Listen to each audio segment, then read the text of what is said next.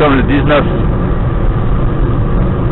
juin 2008. J'arrive à Laval très bientôt. Je reviens de Auschwitz-Birkenau. Je reviens de loin, comme on dit. Je reviens de Pologne. Je reviens de l'enfer sur la terre. Et à l'instant, j'ai un flash. Et ce flash d'inspiration dit ceci, en gros. Si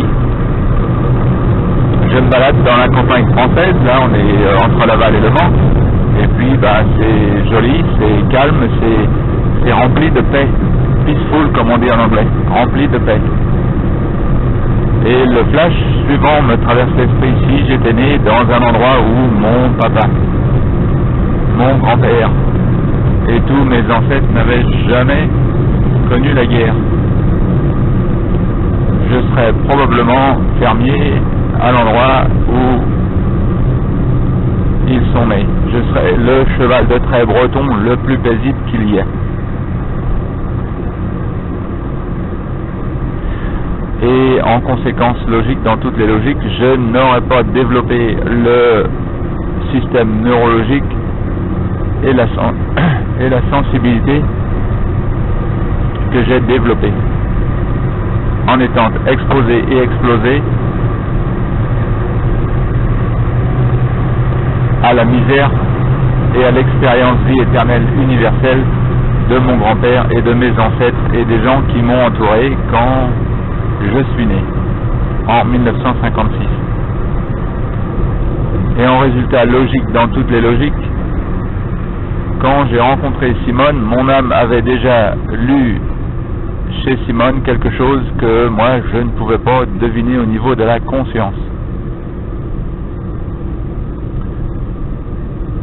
Ce que mon âme avait déjà vu, c'est que nous avions il semblerait une peine similaire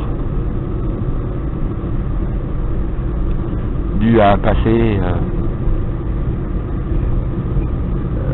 quelque peu similaire.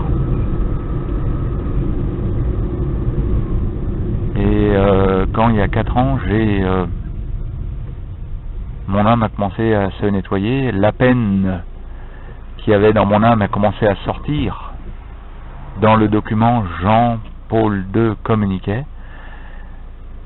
Ce document n'est que le résultat de ma peine intérieure. Ma peine intérieure s'est transformée en mots et en pâté de mots et a donné le document qu'on appelle Jean-Paul II, que nous appellerons Jean-Paul II communiquait.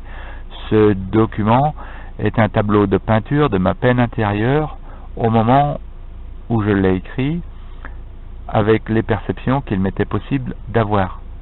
Cette peine intérieure s'est augmentée de Stéphane Edwin à Cracovie, de Tout va très bien Madame la Marquise, de Hommage à Pépé, de Thomas et Dien Bien Phu, et avant ça il y avait un Thomas et Adrénaline, et puis il y avait un tas de trucs, quoi. Alors tout ce qui a été écrit avant Jean-Paul II communiquait, c'était plus de la logique d'éducation que je m'étais pris dans le nez depuis depuis que j'ai commencé à lire, je suppose, des livres avec l'affaire Amway en particulier, des livres de développement personnel, et puis tout ce qui a été écrit à partir de juillet-août 2004 a été ma thérapie, dirons-nous. C'est-à-dire, ça a été la mise en peinture de mon ressenti intérieur. Alors Ariane a raison, elle dit que je ressens une peine et ensuite je vais chercher les éléments dans la nature pour expliquer cette peine ou quelque chose dans ce goût-là. Je vais relire son courrier. Elle a tout à fait raison. Je vais faire quoi d'autre? Je vais ressentir un malaise et puis aller chercher des éléments qui n'appartiennent pas au malaise. Ça tiendra pas la route. La seule chose que je vais pouvoir faire, c'est de rassembler des éléments qui semblent être en ligne avec mon malaise. Et puis au bout d'un moment, eh bien, les éléments que j'ai pu rassembler vont expliquer mon malaise. C'est tout à fait logique, normal et naturel. Ça me semble être une bonne norme. Et comme je l'expliquais hier, moi quand j'explique, je commence à parler de la Pologne en 2004, dans Jean-Paul II communiquait, de partie 5 sur la page 7, je crois, eh bien, ce que j'étais en train d'exprimer, c'était une sensation intérieure que j'étais en train de mettre un mot et en pâté de mots. À l'époque, je ne savais rien du camp de mon grand-père. À l'époque, je ne savais rien de la famille Chilag. Et puis, c'est quand même sorti. Et ce qui est sorti dans le document 7, c'est « Je me sens comme un homme qui vient de passer 40 ans à Auschwitz. Je suis en train d'enlever mes jambes des ruines des maisons bombardées de la Seconde Guerre mondiale. » Donc ça, c'est vraiment très clair où se trouvait le ressenti, la peine de ma mécanique cérébrale. Et donc, il y avait aussi, alors j'ai amené sur la table, on a trouvé des évidences en ce qui concerne mon grand-père en 2005, et puis 2005, 2006, je suis à Dien Bien Phu, puis 2006, ça s'est pas calmé au niveau de la famille, et en fait, ça s'est pas calmé pour moi tellement non plus, et à 2008, j'arrive là, eh bien, on découvre le poteau rose parce qu'il y avait un secret. Si la famille, au niveau de la famille Gallon, l'affaire Pépé, c'était un secret, au moins maman en parlait, donc à la limite, ça n'a pas été trop difficile de faire sortir le secret. Par contre, au niveau de la famille Chilag, en dépit de moi qui parle à Madame Livian de mon grand-père qui est allé en Allemagne pendant 5 ans, et ça fait déjà 4 ans que je parle de ça, 5 ans, Madame Livian m'a jamais parlé de 28 membres de sa famille qui ont été déportés pendant l'Holocauste. Il a fallu que Norbert intervienne avec sa propre sensibilité et commence à taper dans le temps. Et le résultat des courses à Cahors, c'est que pendant que j'étais pas là, pendant que je marchais sur Saint-Jacques-de-Compostelle, sans avoir demandé à Bébert de le faire, sans avoir demandé quoi que ce soit à Bébert, Bébert a appelé Madame Livian. Et le résultat, alors inspiration divine, dirons-nous, travail des ancêtres, ça c'est tout. Alors après on peut mettre un tas de trucs pour expliquer. Le fait est que moi en 27 ans, j'ai jamais, cette information là ne m'est jamais venue à mes oreilles, et que Bébert lui donne un coup de fil à Madame Livian et pan, 28 Chilag déportés. Norbert me passe l'info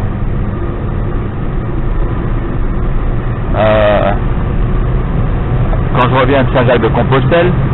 En fait, je suis encore sur la route de Saint-Jacques, je téléphone à Bébert, je lui dis que je vais revenir et il me dit ça.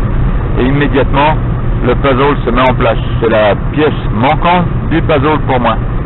Après, je fais ce que j'ai fait, j'ai commencé à mettre ça sur la table pour la famille, et puis je viens d'aller à Auschwitz cette fois-ci, pour voir Auschwitz. Et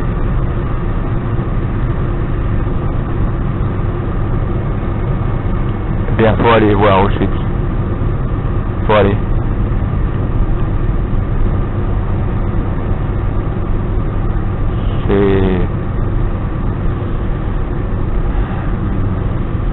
Faut aller, il y a rien d'autre. J'allais dire, j'allais mettre des qualificatifs là-dessus, mais j'hésite à mettre des mots là-dessus. Faut aller voir et puis se faire son propre opinion. Sain, serein, raisonnable, logique et sensé. Mais ce qu'on a vu à Auschwitz là, moi je l'ai vu dans ma propre vie. Je l'ai vu dans mes relations avec la police du New South Wales il y a 2 ans. Je l'ai vu dans l'hôpital psychiatrique il y a 1 an ou quelque chose comme ça. Moi je l'ai vu, je l'ai expérimenté avec mes 5 sens physiques. Donc j'ai vraiment absolument aucune misère à croire ce qui s'est passé à Auschwitz. Par contre, ce qui est plus difficile à avaler, dirons-nous, avec l'histoire Auschwitz, c'est l'étendue du désastre, c'est l'étendue du massacre, c'est ce qu'on appelle la routine systématique du massacre qui a été mise en place là. Ça c'est très difficile à avaler, c'est très difficile à absorber, c'est très difficile à comprendre que le long de la route la machine de meurtre ne se soit pas enrayée, que les gens qui étaient utilisés pour faire marcher la machine n'aient pas à un moment donné eu une réaction de cœur. Ça c'est difficile à avaler, dans la mesure où on prend l'exemple des prisons américaines là en Irak, où les gens, certaines personnes des prisons, certains personnels des prisons ont torturé des prisonniers, même avec les chiens. Eh bien, il y a eu des gens qui ont fait des films de l'intérieur de la prison.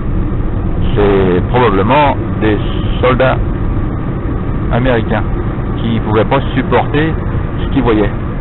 Et alors, on peut se demander comment, dans une affaire comme celle de Auschwitz,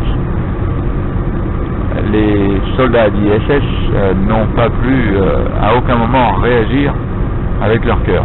Là, ça paraît énorme. Voilà, alors où en étais-je? Moi, je suis parti de quoi là? Je suis parti de... Si mon grand-père n'avait pas fait la guerre, j'aurais pas eu le ressenti que j'ai eu.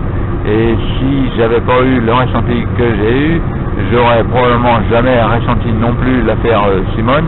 Et même si j'avais épousé Simone, à mesure où ça serait passé, ça m'aurait jamais gêné non plus l'affaire de la famille Chillag. Mais visiblement, j'y ai été sensible. Alors maintenant qu'on vienne me dire que c'est mon trauma, c'est une évidence criante. Mais quand je vois le nombre de gens qui viennent visiter Auschwitz, il semblerait que c'est le trauma d'un bon nombre de gens au jour des jours d'aujourd'hui. Il y a même des Japonais qui viennent. Alors les Japonais ne sont pas concernés un chouïa. Les Japonais viennent quand même. Balèze. J'ai vu un bus de 50 Japonais. Alors, c'est bien un problème d'humanité.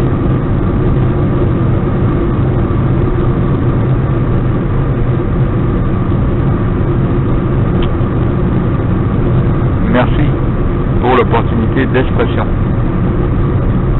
Bye, connard. Ta coque.